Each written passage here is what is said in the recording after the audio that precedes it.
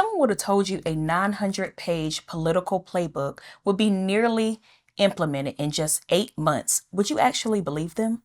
While the world was busy reacting to chaos, Project 2025 quietly became the real playbook shaping our government and our futures.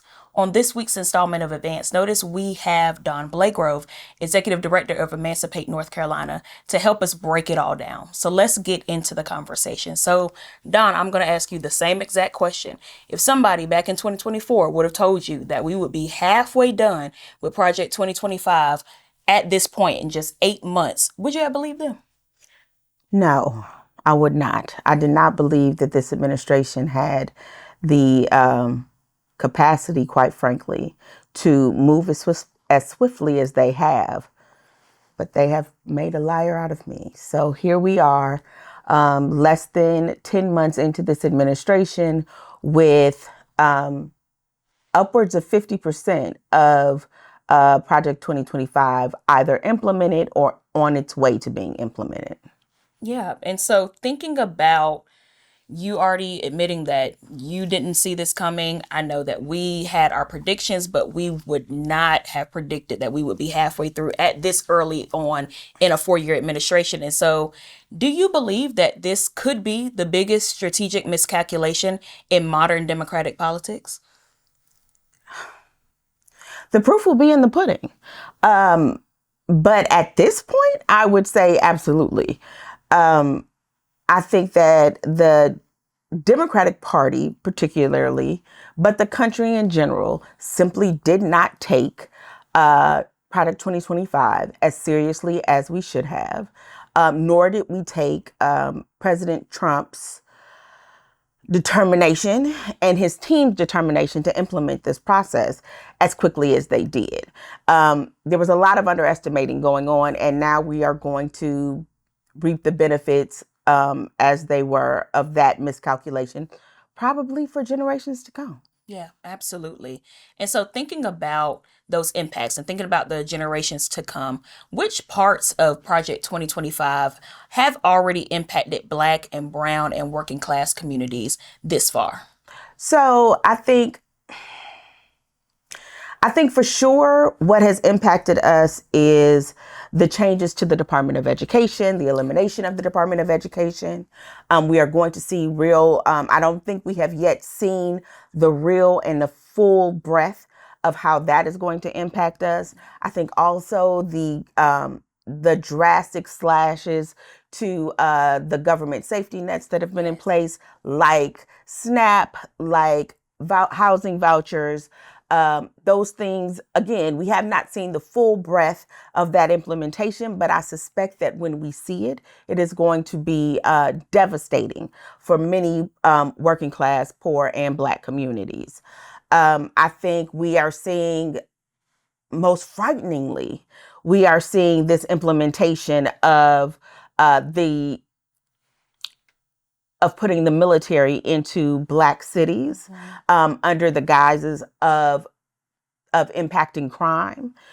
What we should be prepared for and what we know for sure is that the military being in American cities is an attempt to desensitize America to seeing military occupied cities, and also to make America feel very comfortable about the fact that only the cities that are going to be attacked are the ones that are predominantly Black. I think we are getting to the place in this administration where up until this point, the emphasis has been so heavy on immigration that many Black folks believe that we had maybe, we were not on the direct radar of this administration. And I think that was true up until now. But I think right now, with the deployment of the military into Black spaces where there is Black leadership, what we are seeing is the beginning of the assault directly on the Black community. Absolutely. And so I know in our work, we hear all the time that we are kind of tired of always having to play defense. And that is always the narrative and the rhetoric. But how exactly do you position yourself in a time like this, when you have an opponent that has been planning this for years on end before we even got to this current administration? The reality is that we have to go back to what we know. We have to go back to our roots. That's right. What we can no longer do or afford to do is wait for the government to educate our children, to feed us, to house us, to keep us indoors, right? All of those things that the government we have as a community since desegregation have kind of abdicated to the government. At this point, we're going to have to take those things back.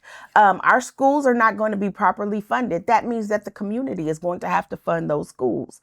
When they were talking about cutting free lunch from public schools and breakfast programs from public schools, what I would have liked to have seen us start doing, and what I hope we will start doing now, is strategically planning as communities around individual schools to make sure that those babies are able to eat, to make sure that they have the books that they need. When they started banning books, we needed to make sure that we were buying those books, so those books were in our own homes. We do not need the government, nor should we rely solely on the government ever to educate our children, to keep us housed, and to keep us fed. And there was a time in America when Black folks knew that. And that time wasn't that long ago. So we are just going to have to revisit who we are, remember who we are, step into our power, remember what collective community looks like, and then rely on each other. Absolutely. And so thinking about these policies going into play, if these policies continue to be unchecked, in your opinion, what does North Carolina look like in the next 5, 10, 15 years? What I'm afraid that we will see in the next 5 to 10 years in North Carolina without something drastic happening is a complete loss of democracy. We will see a complete whitewashing of our government, of our schools. We will see a full out defunding of public schools, which means that our children, primarily Black and brown children, will not have access to equal education or equal facilities, at least. I think we are going to see real hardships for any Black woman or man in positions of power or leadership. And we are going to see the reversion back to full out Jim Crow in North Carolina. Absolutely. And speaking of Jim Crow and going back specifically to Project 2025, there's been a lot of folks and a lot of conversation that has stated that this is the most extreme rollback of civil rights in decades. Would you agree with that analysis? Absolutely.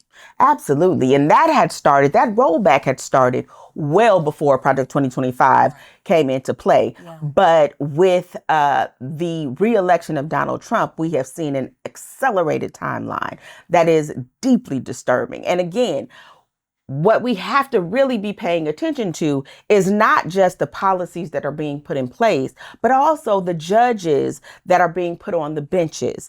The federal judiciary right now is made up almost entirely of Trump appointees, right? Yeah.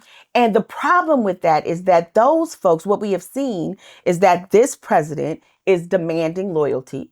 We are no longer we are no longer a democracy in name only. What we really is a dictatorship, and where the people in positions of power that are put there by this administration are being asked not to pledge their loyalty to the country, but to pledge their loyalty to the individual, Donald Trump. That being the case, these judges are not going to follow the rule of law. They have shown us that over and over again, from a federal level all the way down to the North Carolina state level. They no longer feel bridled by the Constitution or the rule of law. And because of that, we are going to see the ramifications of these policies for generations to come. It will take decades for the law to get back to a place where our civil rights are as deeply entrenched as they used to be. Absolutely. And then another related question, as we've looked at this year's session, this year was the long session in our North Carolina General Assembly. Mm.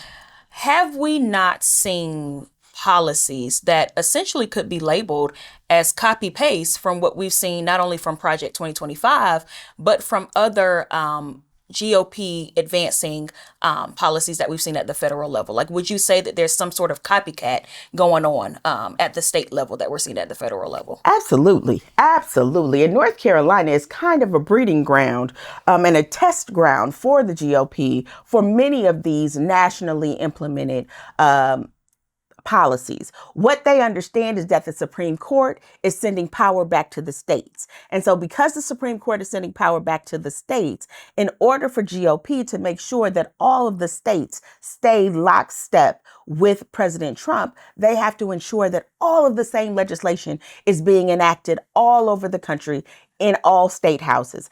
And North Carolina is no exception to that rule. As a matter of fact, North Carolina legislature has been a zealous participant in recreating some of the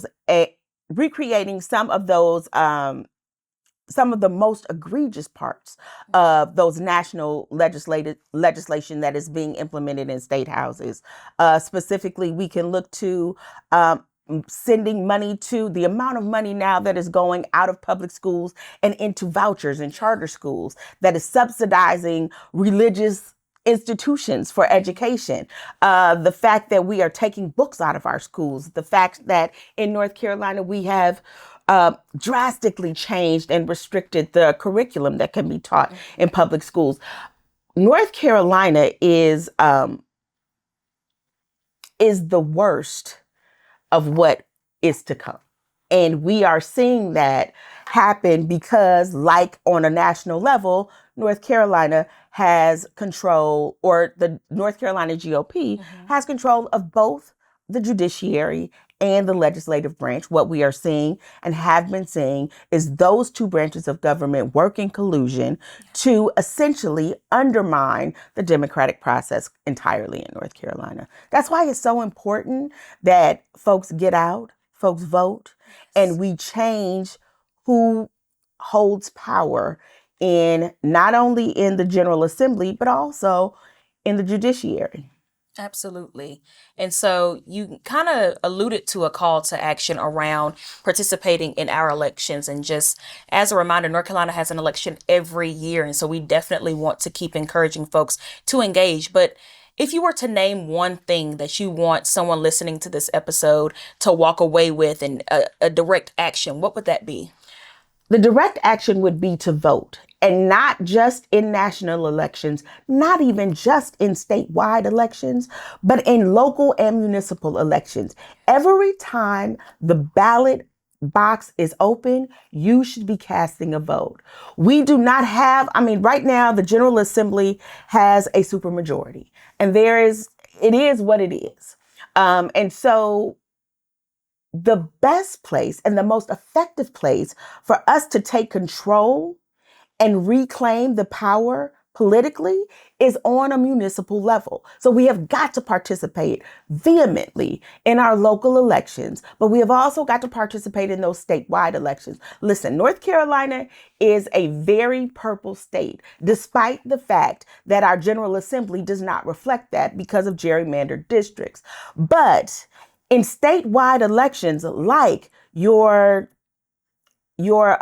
Supreme Court elections, the North Carolina State Supreme Court elections, which we have one coming up in 2026, those elections cannot be gerrymandered because they are statewide. We need to make sure that we are paying attention to the places where we still have power politically to create the change that we want to see. Those judicial elections are one, all other statewide elections are another, and on a municipal level. Absolutely. And so, again, encouraging folks to definitely engage our municipal elections that are taking place this year. And so we encourage you to visit safevoternc.org for more information around our municipal elections, early voting dates, locations, all of that can be found on that site. So Dawn, I want to thank you for this conversation today, and thank you to our viewing audience. And thank you for just shining a light on exactly what's at stake with Project 2025. And so be sure that you are following Advanced Carolina at Advanced Carolina on Instagram, and you will be able to keep up with all of our Advance Notice episodes. And we will see you next time for our next episode of Advance Notice. Thanks so much.